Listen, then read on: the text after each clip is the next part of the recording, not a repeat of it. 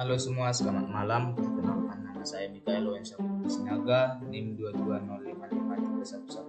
22055311163, dosen pengampu Profesor Dr. Putu Kota Gede Tirtanindya, STMT. Di sini materi yang saya akan sampaikan adalah kesetimbangan fase logam dan paduan. Bab 3, logam dan paduan.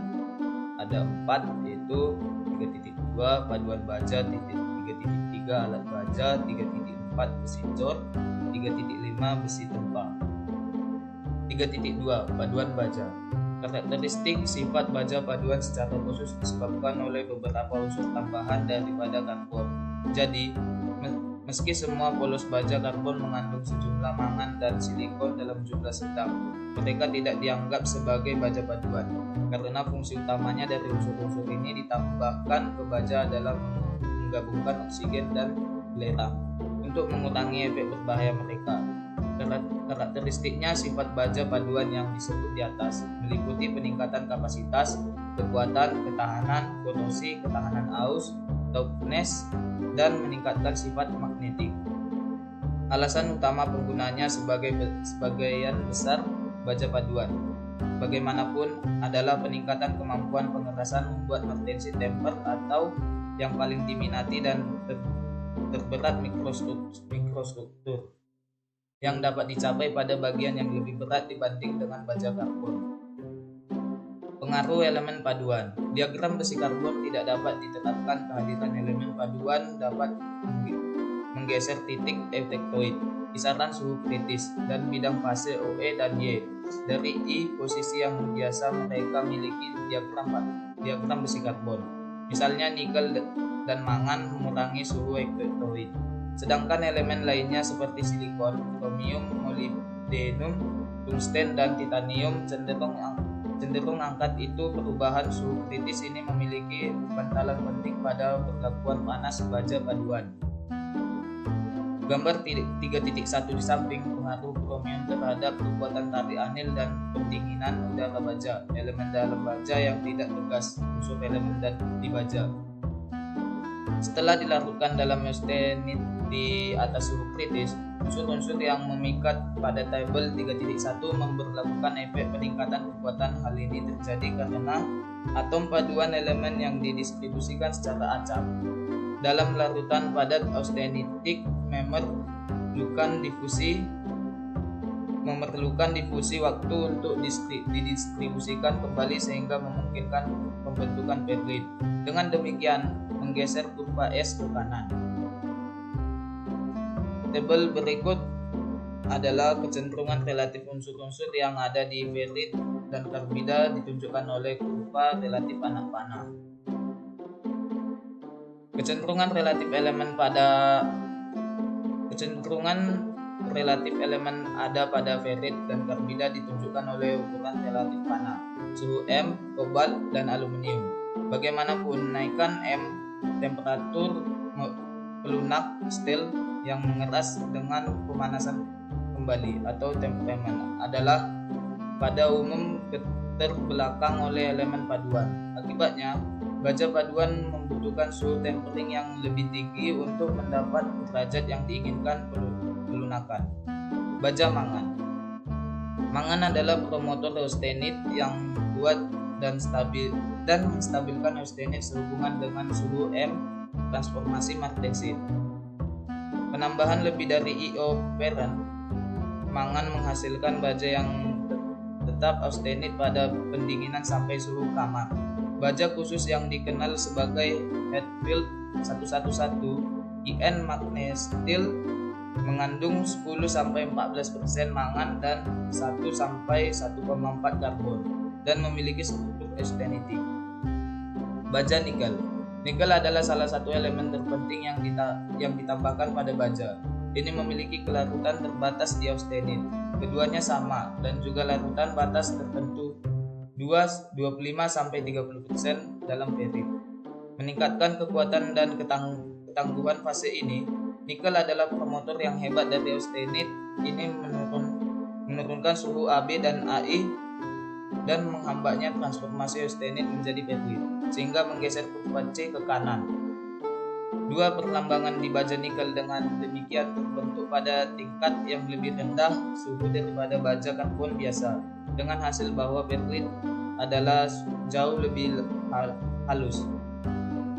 Baja kromium. Baja kromium adalah unsur pembentuk karbida yang paling umum. Ini larutan dalam ferrit dalam proporsi keduanya menjadi BCC dan memiliki kelarutan onlia limited di austenit sampai 13%. Baja paduan rendah mengandung sedikit kromium 1%. Pada baja dengan karbon rendah kromium, kekuatan cenderung masuk ke dalam larutan ferrit sehingga meningkat kekuatan dan ketangguhan fase ini. Bila ada sejumlah besar karbon hadir, kromium membentuk karbid Cr, Ca, Cr, C atau FeCl. Ki memiliki kekerasan tinggi dan kehausan yang baik perkawanan. Baja moliden. Unsur yang relatif mahal adalah karbid yang kuat bekas. Ini meningkatkan kekerasan dan kekuatan suhu tinggi dari baja karena adanya karbida molybdenum. Beberapa baja mampu mempertahankan kekerasan bahkan saat metal panas.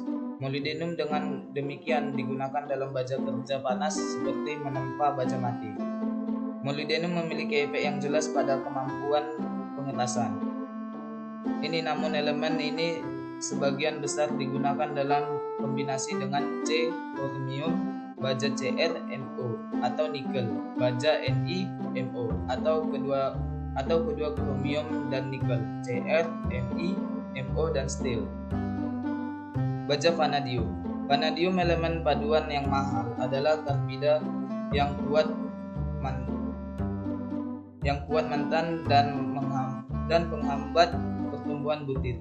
Dengan demikian mendorong vinaigrette kondisi. Penambahan vanadium sebesar 0,05% menghasilkan ilkan casting yang seragam dan halus. Baja karbon rendah kromium vanadium Boy atau 0,70 sampai 0,90% Cr dan 0,10% V bersifat case hardened. Baja tungsten. Tungsten seperti molybdenum adalah bekas karbida yang kuat, memiliki efek kuat pada kemampuan mengeras dan penghambat laju pelunakan magnesit di tempering. Kuantitas tungsten dibutuhkan untuk menghasilkan efek yang diinginkan adalah umum. Baja silikon. Silikon seperti mangan digunakan dalam sejumlah kecil di semua baja, bertindak sebagai deoksidizer dalam sejumlah kecil. Hal ini tidak dihitung sebagai elemen paduan dan hanya baja yang mengandung lebih dari silikon 0,60% disebut baja silikon. Seperti nikel, silikon tidak bekas karbida tapi larutan dalam ferrit menggantikan atom besi di kisi ruang. Pembentukan solusi terdalam ini mendistorsi kisi ruang dan logam, akibatnya menunjukkan tarikan yang lebih besar, kekuatan kekerasan yang lebih tinggi, dan kulatan yang berkurang. Baja tahan karat. Baja stainless adalah paduan besi yang paling penting yang melawan korosi. Mereka juga kami cocokkan untuk aplikasi bead resisting karena mereka tahan terhadap korosi oleh oksida dan memiliki cukup kekuatan yang baik pada suhu sampai 600 derajat Celcius. Resistensi korosi dikaitkan 1:0. Formasi otak tipis melekat stabil. Film oksida kromium pada permukaan efektif melindungi baja melawan banyak zat korosi.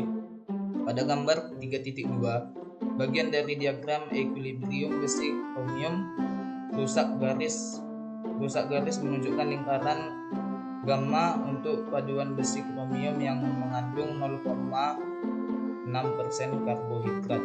Lanjut, kromium dan karbon menentukan stabilitas austenit dan ferrit. Efek kromium adalah illustrated pada binar diagram fase sistem FeCr tanpa kandungan karbon shown dalam gambar 3.2. Baja tahan karat austenit. Ini pada dasarnya adalah logam, kromium, nikel, besi. Tambahan nikel memperbaiki aspek ketahanan korosi tertentu dari kromium paduan. Total kandungan nikel dan kromium paling sedikit 23%. Komposisi Ausli bervariasi dalam kisaran kromium 16 sampai 26%, nikel 6 sampai 22% dan karbon rendah sampai maksimum 0,25%. Lanjut pada 3.3 alat baja. Istilah baja perkakas biasanya mengacu pada baja spesial berkualitas tinggi yang digunakan untuk membentuk operasi seperti pemotongan, pencukuran, pembentukan, penggambaran, ekstrusi, rolling, dan pemukulan yang memerlukan kekerasan, kekuatan, ketangguhan, ketahanan aus yang tinggi, dan ketahanan panas untuk alat ini. Dalam operasi pentingnya, baja perkakas adalah peringkat pertama. Meskipun dalam bentuk tonase hanya mewakili sebagian kecil dari semua baja yang dihasilkan.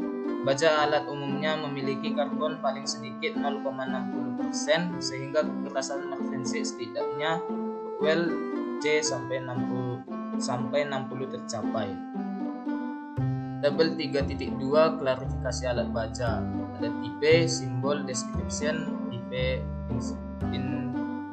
insert. Simbol W, water hardening high carbon tool steel. Typical hammers, concrete breakers, heading, disc for short punches, chills, scissors, shears, builders, working tools edge. Simbol O, oil hardening tool work low alloy tool steel. Typical tabs, solid hardening disc, throwing disc for wheels, bar and tubes, blanking, forming and trimming disc. Symbol A, air hardening tool work medium alloy tool steel. Typical trend, soling and stileting disc, inscricate disc shapes. Symbol shock wrestling tool steel. Typical punch, chills, hammers, pivot steel. Symbol H, hot work tool steel. Typical disc block, disc insert, hot extrusion disc, both shells, hot forging disc. Symbol T, tungsten based high speed tool steel, and M, molybdenum based high speed tool steel. Typical high speed cutting tools. Elemen paduan utama pada baja alat panah goncangan atau TPS adalah silikon, kromium, tungsten, dan kadang molybdenum silikon memperkuat ferrit. Sedangkan kromium, molybdenum dan tungsten meningkatkan kemampuan mengeras dan ketahanan aus. Sebagian besar baja ini adalah pengerasan oil tinggi dengan karbon sekitar 1%, mangan 1,0 sampai 1,6 kromium, 1,6% kromium, 0,5% dan 0,5% atau lebih tungsten. Baja alat kerja panas tipe H digunakan di banyak aplikasi di mana terlalu banyak terkena panas yang berlebihan seperti dalam kasus penempahan panas, meninggal karena eksklusi panas aluminium, magnesium, kuningan, dan baja. Mati-mati manders, gunting, panas, dan cetakan plastik ini adalah baja paduan karbon rendah atau sedang. Lanjut 3.4 besi cor. Besi cor pada dasarnya adalah paduan dari besi dan karbon yang mengandung antara 26,67% karbon, memiliki hampir tidak ada kuletan. Casting adalah statusnya proses yang sesuai untuk membentuk paduan ini. Oleh karena itu, mereka dikenal sebagai besi cor. Jenis utama dari besi cor abu-abu, besi cor nodula, besi cor putih, besi tua yang mudah dibentuk, besi cor paduan. Besi cor abu-abu ini adalah tipe yang paling umum dari besi cor, mengandung 254% karbon dan 1-3% silikon.